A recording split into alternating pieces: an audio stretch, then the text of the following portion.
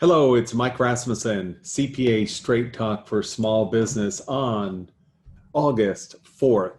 How's everybody doing today? All you got to do is jump on the internet and just see all the Senate, Republicans, Democrats, the House, the president, and everybody just really going it at odds with each other. And I was trying to go through all of my 40, 50 sites and it was just overwhelming. Bottom line, I'm going to take you to a site, but then I'm also not going to pass you off to a couple topics for the day. Okay. So let me show you my screen and I will work you through what I got. Okay. So let's go to, I've got the Senate. They're not coming up until about another 15 minutes. The House is actually on right now. And let me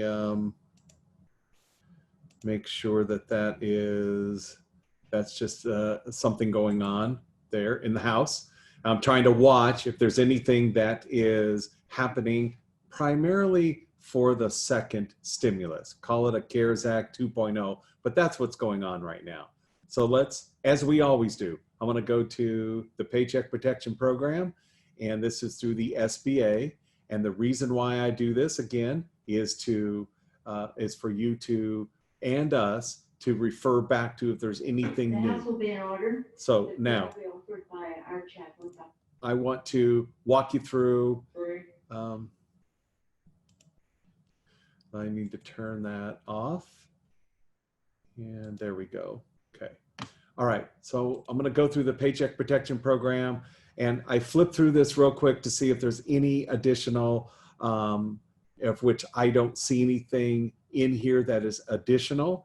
So as far as the Paycheck Protection Program, it is live and well, and you can actually apply for PPP loans up until August 8th. With the new, with the CARES Act 2 coming out, or 2.0 if you can call it that, basically right now, it'll be an addition to this, but that's what we're kind of watching with the Senate and the House and what's going on. So the EIDL is a loan program, and right now we're still accepting applications here. You can see, and that is the 30-year 3.75% with a payment due in a year. So that is all still going on. The second at Congress.gov, what I like to look at is the bill from the Senate at 4117 is provide automatic forgiveness for paycheck protection loans under 150. There has been no movement on that one. The next one as I like is the Senate Bill 4171, and that has to do with to direct the Small Business Administration to establish or certify a calculator that assists lenders and recipients with paycheck protection loan forgiveness and for other purposes. So there is a calculator that has been proposed out there through a group with the AICPA, but there has been no formal endorsement by a calculator that we all can use, that is all the rules, and primarily that's because there is no update to that. So the next step I want to take you to is what the United States looks like right now. I'm right here in Arkansas, and we are now not only under face mask, but they're looking at what's interesting is the rate per 100,000 that are in deaths and cases. And just recently, Alabama really went up to 1,905 per 100,000. So that's almost 2,000 of every 100,000 is now being diagnosed with COVID. So that is, and I'm checking my other screen here just for a couple other things. So, and then the next, let's see, the next thing I want to really go over for you, here is a little from Nancy Pelosi, which is, and it has to do with what is actually going on here. So let's see, this is a sweeping House deal, the stimulus deal this week, but she made clear she's not budging on the price tag. So what we have is we have one side that was if you remember, that we actually had remember yesterday we talked about the three bills that are out there. There's the CARES Act, and then there is the HEROES, which was proposed by the House, which is democratically majority in May, and then the HEALS is the Republican Senate version, and it's these two that are going back and forth. So all of these that started from the CARES, and CARES 2.0 is really the HEROES and the HEALS, and so those are what are being negotiated right now. So there was a $3 trillion plus bill with all of those attributes. Now the Senate has $1 trillion, so you're just talking you're talking $2 trillion off. Okay, so here it is: Pelosi, Senate Minority Chuck Schumer, Steve Mnuchin, and White House Chief Mark Meadows have already met 6 times behind closed doors. So all I can say right now is there's nothing confirmed. So I'm going to really move into let me give you some meat today with some topics that I thought. I attend IRS sessions, okay? And the first one that I did earlier this week and late last week was actually, let's see, let me make sure that it's here. Okay, so was different topics that you need to, that the IRS is really letting us know as tax practitioners. So the first one is filing a past due return. So here we go. There is a big initiative with the IRS right now. So there's this virtual right now, IRS Tax Forum 2020, that there are about 40 sessions that I've been attending, really 2 a day, Tuesday, Wednesday, Thursday, for about 6-8 weeks. So in this, I pulled out a couple topics for you. Big push for everybody to file a past due return. Why? Because of the economic stimulus checks being given out there. They want to make sure people are into the system so that if they are actually due a stimulus check, that they would be able to receive it. So here, assist taxpayers. This is directed to us. Requesting income documents, requesting tax form, finding out where to file, providing payment assistance, adjust withholding. So that is filing a past due return.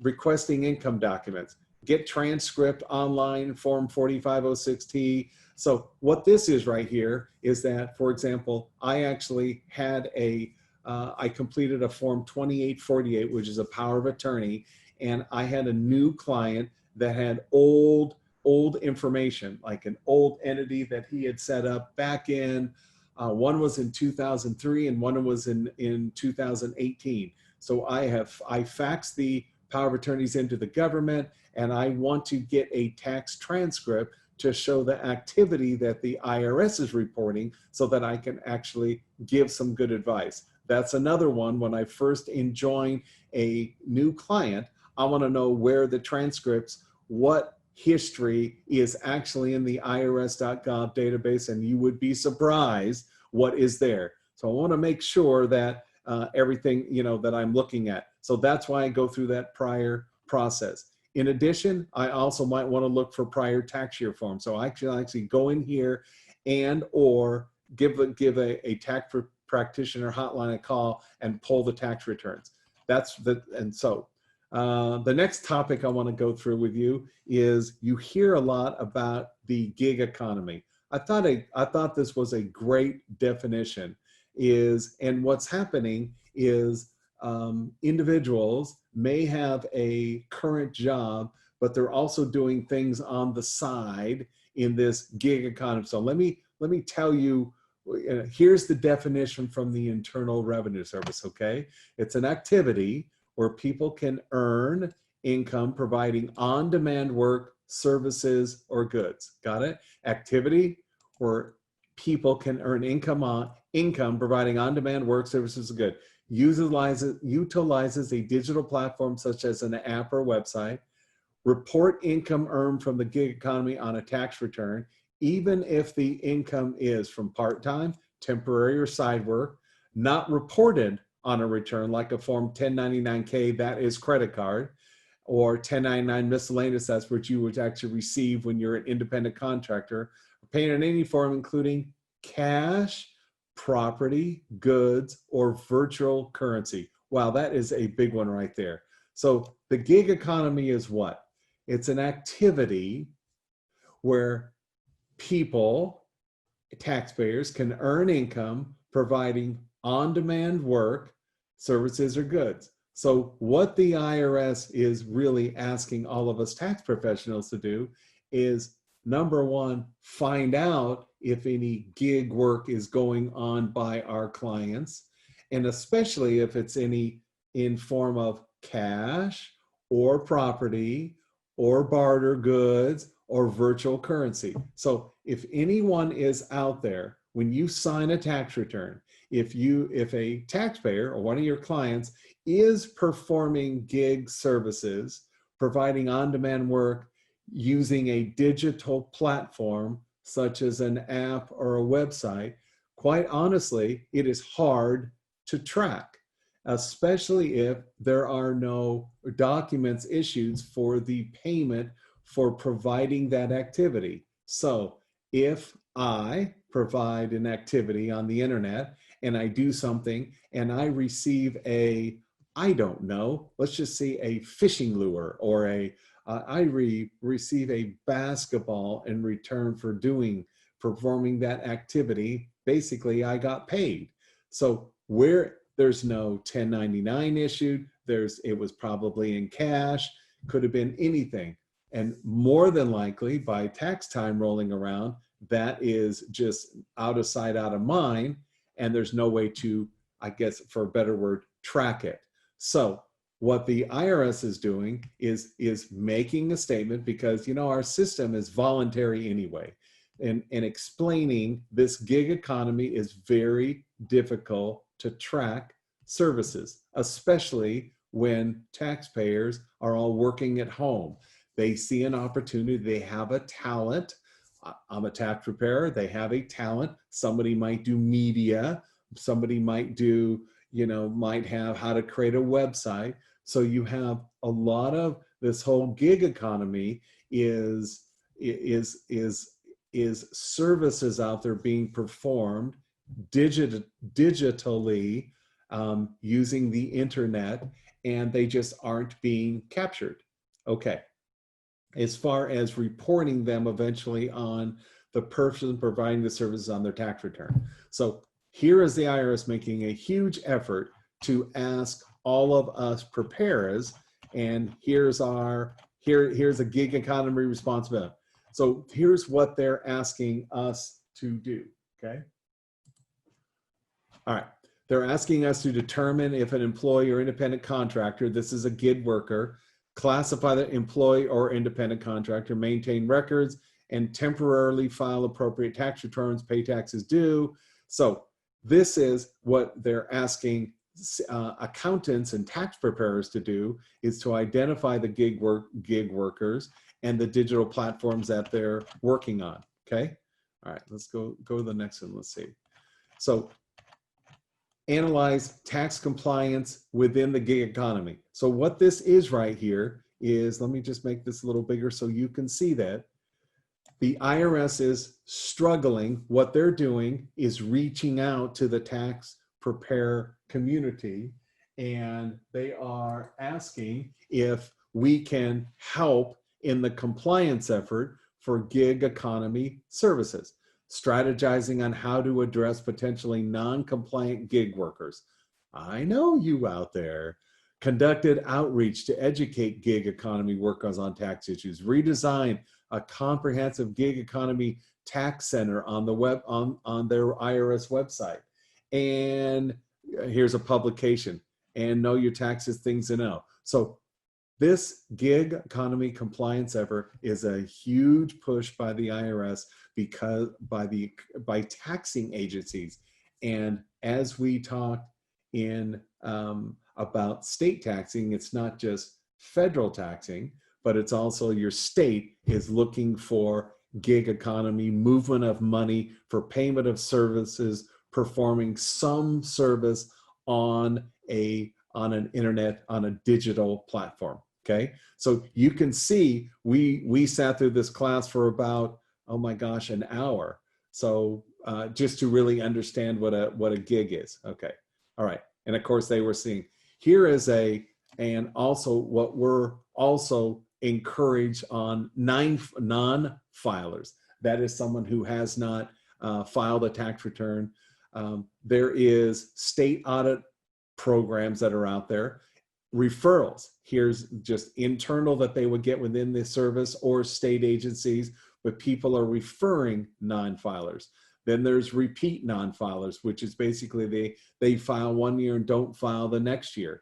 Network would be an actual, there's a whole group of individuals that were identified as non-filers. Virtual currency, that is a whole nother, if you're in participating in Bitcoin or Venmo, how's that? How is all of that captured if you're not filing your tax return because you don't think you have to, because you're not getting information on normal, like a W-2 or a 1099. So you're not getting the normal paperwork like we have had in the past to actually go file a tax return. So a lot of people just don't know any better, especially on the virtual currency transactions. Okay, and then I want to go, let's just see, I want to do one final, and right there we talked about virtual currency.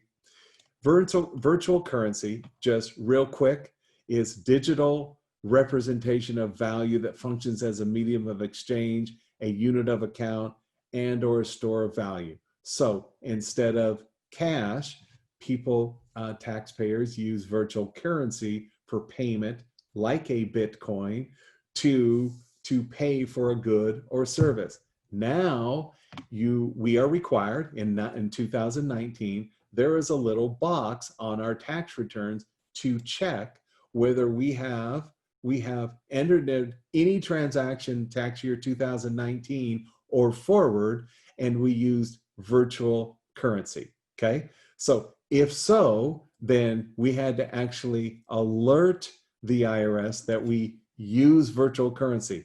It's not going to stop you from e-filing or your tax return this year, nor do you have to report how much you actually did. In other words, how much you might have used or any statements, but we're alerting that we used it. So a taxpayer checks the box and says, yes, I use virtual currency. And if you were able to prove it, there was some more data that you actually had to put in your tax return.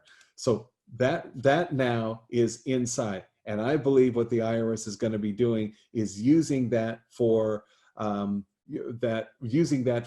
later, for statistics and for potentially how to track the virtual currency. See the compliance that actually comes through by putting it on the tax return. All right. Then the final one I'm going to go to is, here are tips from the IRS. Again, from the IRS, tips for companies with remote workers. Here it is: proper tools, apps, and equipment. Okay. So I thought this was what, if your company or you're a small business and you don't have policies in place, this was just something from the IRS that they're looking for. And this could be a question that the IRS asks you, like, do you hire any gig workers, and how do you handle your remote workers? Proper tools, apps, IT. So let's just say they're talking to a small business, should make sure a VPN, that's a virtual private network, can handle additional workload, especially for legacy systems and applications that are not cloud-based. Check subscriptions to common apps to make sure that they meet the enterprise privacy and security requirements. For example, if you're subject to HIPAA. Several tech companies are making their tools available. Again, Google, LogMeIn, Cisco, Zoom, like this one, and check the privacy settings. So why is this important to you as a small business owner? Okay. Why it is a big concern is because if for some reason you have remote workers that that aren't reporting income back to you, that aren't or just not they're a big classification right here. So it is whether you're using remote workers for, and should they be employees or should they be independent contractors? If they're employees, they should be running through your payroll processing company. And if they are actually independent contractors, there should be a answer, someone to be able to answer. They should be holding themselves out for business, and you would eventually issue them a form 1099, which would be for non-employee miscellaneous income.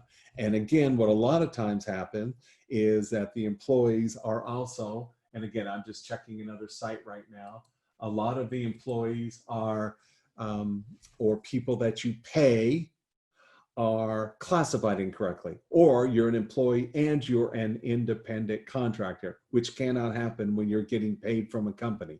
So, and then those are being matched up by the IRS right now. And then you possibly could receive a notice, you know, our famous notices, right, that you get in the mail about a no-no there. And if you don't respond to that, what would happen is if you have an employee or a independent contractor misclassified, there's a potential notice. What would happen is that payroll taxes are either paid by the company when you're an employee, or they're paid through self-employment tax as an independent contractor, and there's total tax consequences both ways. So if you have remote workers, that classification is a big problem on how you do it. Now, reminding employees about confidential data handling protocols and provide security reminders for phishing on privacy and security.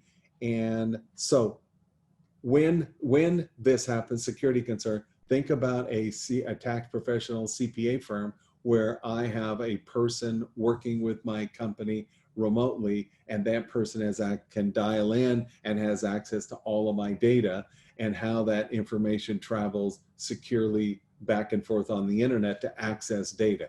That information could be jeopardized or compromised if you don't have security in mind, which is why earlier, and we walked through in previous sessions about what to ask your CPA regarding security and how they share information through the internet or through programs like this. So today I'm actually going through Facebook Live, and people are watching this on the internet. So I'm going very slow right now, and I'm just using, I'm making sure that if additional whatever I'm showing has actually been out there and that's been approved data. So these are just this is from the Internal Revenue Service, so it's a very trusted source, okay? And one of the final ones right here I want to do, and in order to insist with no document printing, develop or enforce a document sharing protocol, that's where do you store your documents? Restrict or permit as necessary cloud storage tools.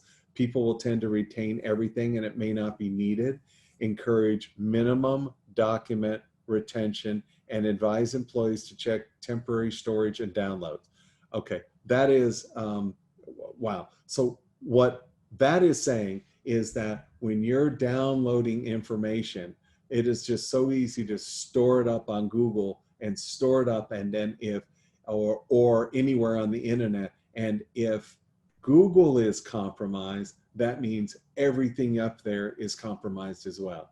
So when they're talking in order to assist with no document printing, enforce a document sharing protocol, sharing might be between Dropbox, where we have a location on the internet that different people can actually in your organization can access at the same time. And then again, if that organization is compromised and you have everything up there, then then all of those documents are compromised as well. So people will tend to retain everything, hoarders, and it may not be needed. Encourage minimum document retention. This right here, if we could end on that, encourage minimum document retention and advise employees to check temporary storage and downloads. That means move them off your system to the recycle bin, get rid of, and empty out that. Not even sure if that actually gets rid of them, but anyway, encourage minimum document retention and advise employees to check their temporary storage. And that is really for tips for companies with remote workers. So if a home computer, you're paying someone, either an employee working at home or a independent contractor, either way, what this is talking about is when that person is home, cameras off when they're not away. People tend to retain everything. Minimum document retention on the computers that they might be dialing into. And that's because if someone hacked their home remote workplace environment or computers, then there's sensitive company data when you have remote workers, then you're subjecting all that data to unnecessarily that the company has, and that's not a situation we all want to get into. Okay.